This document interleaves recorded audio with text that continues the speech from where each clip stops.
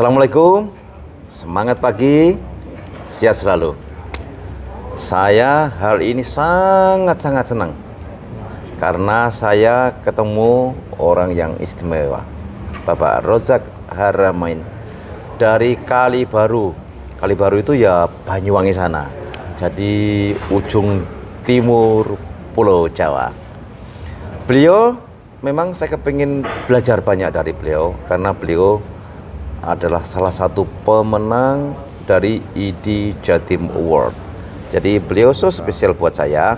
Makanya para sahabat sekalian, pada saat ini saya kepingin menimba ilmu dari Pak Rozak. Pak Rozak, alhamdulillah sehat selalu nggih. Alhamdulillah sehat, Dok. Pak Rozak ini sudah berkeluarga atau belum? Alhamdulillah. Sudah ya? Iya, anak Putra? satu ya. Iya. Pak Rozak, coba dulu Pak Rozak kuliahnya di mana ya? Saya kuliah di Universitas Negeri Malang, Dokter. UM. Berarti dulu IKIP itu ya? IKIP, betul. IKIP. Setelah bidang apa, prodinya apa? Saya kebetulan pendidikan jasmani dan keolahragaan, guru olahraga, Dok. Oh, guru olahraga. Iya. Selepas dari UM, terus ke? Selepas dari Banyuwangi. UM, perjalanan saya untuk menjalani karir itu lumayan rumit ini, Dok. Saya menjalani pekerjaan 8 tahun di perusahaan swasta sebagai guru, ya. Ternama di Guru? Indonesia, ya, di Guru Kalimantan. olahraga? Ya, guru olahraga. Di perkebunan kelapa sawit di Kalimantan, Dok. Kok jauh? Iya. Iya. Di perkebunan kelapa sawit itu kemudian saya menimba banyak hal karena di situ ada jenjang karir di mana saya ditempa untuk bersosial di masyarakat, membantu bersosialisasi CSR. dengan Iya. masyarakat. Oke. Karena untuk masuk kemudian berkomunikasi dengan masyarakat itu yang paling mudah itu selain jadi selain ustadz ya guru atau Guru pendeta ya, gitu. guru. Ustadz, guru, pendeta ya. Iya. Oke. Nah itu kemudian setelah COVID kemarin saya pulang ke Banyuwangi ya karena orang tua nggak pengen anaknya itu jauh-jauh sama. Berarti Anda orang tua tinggal di Banyuwangi? Iya di Kali Baru. Banyuwangi, di Kali Baru. Iya. Kemudian tergabung dalam sebuah kegiatan kerelawanan. Akhirnya ada NGO yang merangkul saya, kemudian sejalan dengan arah pergerakan saya. Karena memang sebelumnya di Kalimantan memang pekerjaannya bersosial dengan masyarakat. Dengan masyarakat ya. Gitu. Jadi akhirnya sifat bersosialisasi kepada masyarakat, membantu masyarakat itu akhirnya terbawa ya. Nah, Amin. sekarang saya minta Pak Rozak ceritakan selama ini apa yang dikerjakan di Banyuwangi itu? Iya, di Banyuwangi kemarin pas saya datang, kemudian kita masih menjalani badai COVID ya, Dok. Ya mungkin udah mulai melandai waktu itu. Tapi waktu itu kita ada ujian Semeru meletus, Dok. Ya saat itu kebetulan juga saya lagi di Sutomo ngantar anak itu punya permasalahan namanya fibromatosis ya, Dok. Fibromatosis atau neurofibromatosis? Iya, bisa. Ya. Iya. Nah itu saya nganter, kemudian di waktu yang samaan itu ada Semeru meletus. Nah kemudian saya konsen di Semeru sambil proses ini adik yang saya dampingi di Sutomo itu akhirnya menemukan jalan untuk jadwal operasi. Sebentar, adik itu berarti dari masyarakat? Bukan Dari lingkungan masyarakat. Kita nyebutnya penerima manfaat dari kantor, dari lembaga gitu. Ya. Kemudian Di Sutomo akhirnya dilayani, kemudian dioperasi. Alhamdulillah ya operasi pertamanya itu berjalan dengan lancar. Walaupun saat itu kan prosesnya memang kita butuh proses ya, karena memang harus swab karena protokol kesehatan yang sangat tinggi. Pandemi gitu. ya. Alhamdulillah dilayani dengan baik. Setelah itu ketika pulang ke Banyuwangi akhirnya kenal dengan para dokter, bagaimana berkomunikasi dengan mereka gitu. Akhirnya terbuka akses, kemudian Mas bisa nggak kalau yang ini kita sama-sama kita saling bantu gitu. Akhirnya banyak berinteraksi dengan dokter. Gitu. Selain itu juga selain di bidang kesehatan yang kita bantu juga ada kegiatan pemberdayaan lansia, kemudian anak-anak yatim duafa gitu. Anak yatim duafa. Kemudian orang tua lansia yang sudah rumahnya nggak layak, kemudian kita harus perbaiki keadaan kesehatannya dengan kualitas ekonominya yang harus kita bantu gitu. Akhirnya ya alhamdulillah gitu. Saya nggak nyangka gitu akhirnya bisa ketemu dokter Sutrisno hari ini. Terima kasih dokter. Jadi saya ini ya Gimana ya, saya merasa beruntung ya ketemu dengan orang yang baik seperti Anda. Saya spesifik, kalau orang lansia itu bantuannya wujudnya apa? Kita asesmen, kita datang ke sana. Terkadang lansia itu butuh perhatian. Kita hadir ke sana itu mereka udah senang banget gitu, Dok. Dikunjungi gitu ya? Ketika kita datang, kemudian mereka suka ternak ayam, cuman mereka itu nggak mampu bikin kandangnya, kemudian akhirnya kan jorok gitu, Dok. Ya kita nanti bikinkan kandangnya, kemudian kita bantu pakannya gitu.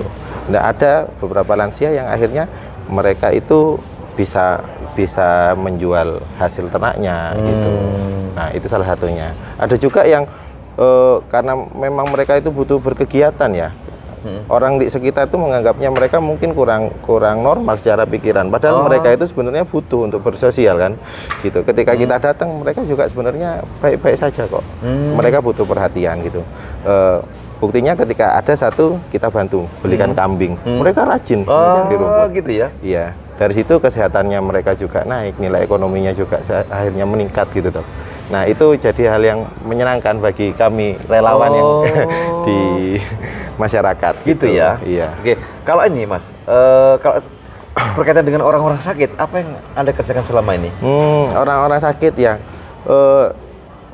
terus terang ketika saya di Rumah Sakit Sutomo ya khususnya ya, kalau yang di Surabaya itu saya menemukan itu banyak hal itu yang ternyata yang jarang saya temui. Anak yang kepalanya besar gitu, ada yang mohon maaf ini lehernya menggelambir gitu ya gitu. Ternyata Tuhan ini menciptakan itu manusia itu dengan berbagai macam gitu. Gitu. Akhirnya dan beberapa orang-orang itu kebetulan juga tersentuh ada sebuah program yang kita juga support untuk itu karena memang leader di lembaga kami itu juga dokter gitu. Jadi yang bersangkutan itu mendorong untuk membantu pelayanan, untuk membantu proses pelayanan gitu. Jadi kita antarkan, kemudian kita apa namanya harus ke sini, ke spesialis ini sampai akhirnya menemukan titik temu, oh kesimpulannya harus dioperasi atau kemudian ya dirawat gitu, Dok. Gitu. Dicarikan jalan ya, difasilitasi, di apa ya, jejaring network komunikasi gitu ya. Iya. Wah, luar biasa ya. Terus ini Mas, apa ada yang support pendanaan, kan Anda mondar-mandir ke sana segala macam gitu? Tentu tanpa adanya biaya itu ya terus terang kita nggak bisa bergerak dengan maksimal, Dok. Gitu ya. Dengan adanya lembaga yang akhirnya mengcover kita ya di balik layar gitu. Akhirnya bisa sejalan dengan para dokter. Sebetulnya dokter itu pengen membantu banyak orang ya. Cuman karena dengan kesibukannya dan segala macamnya kan momentum untuk bertemu orang-orang lain itu kan tidak banyak.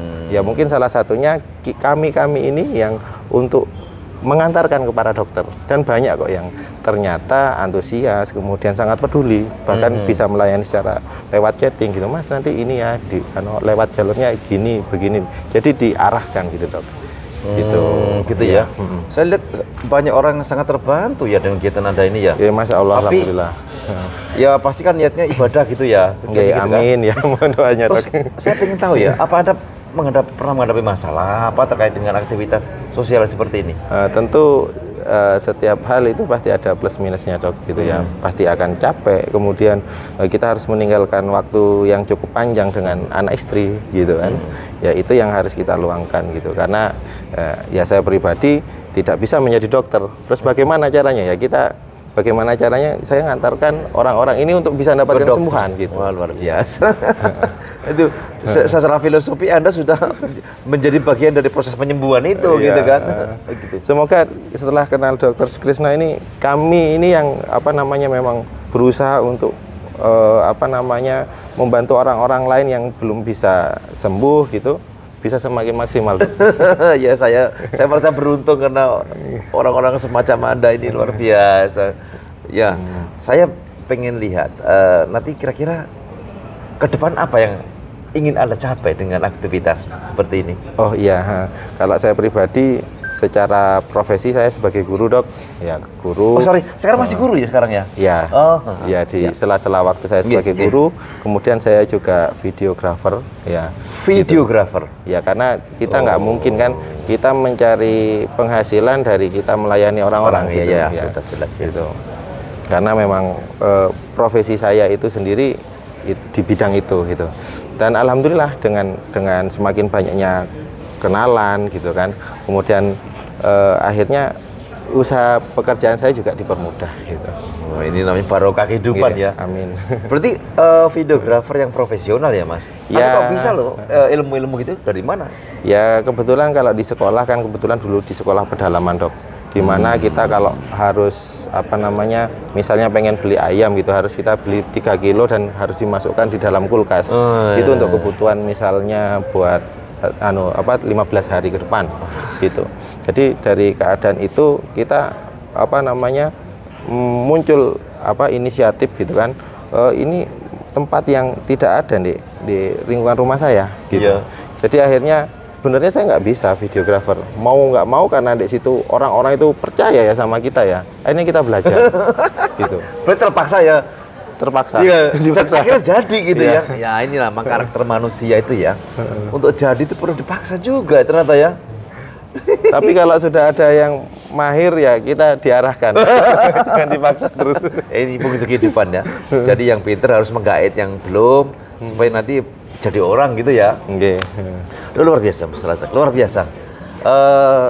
Tapi terima kasih banyak ya dan selamat.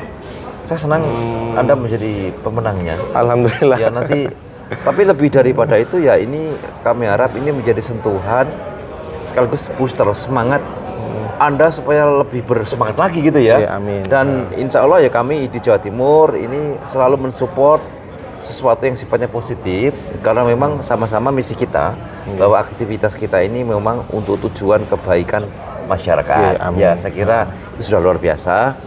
Para sahabat sekalian, banyak prinsip-prinsip kehidupan yang saya dapat dari beliau. Dan tentu saya sendiri merasa sangat beruntung bisa belajar dari beliau. Bahwa itu semua tidak bisa kita jumpai ketika atau dikala kita belajar kuliah dulu, ya, kuliah dulu. Tapi ternyata di dalam kehidupan ini memang ya tempat pembelajarannya itu lebih luas. Terima kasih ya Mas, sukses ya. Terima Saya kasih, selalu Dr. salam Sukses untuk semua masyarakat ya. Iya. Insya Allah saya yakin kok kalau Anda niat seperti ini nanti selalu banyak kemudahan ya. Para sahabat sekalian, terima kasih, sehat selalu, semangat. Wassalamualaikum warahmatullahi wabarakatuh. Waalaikumsalam warahmatullahi wabarakatuh.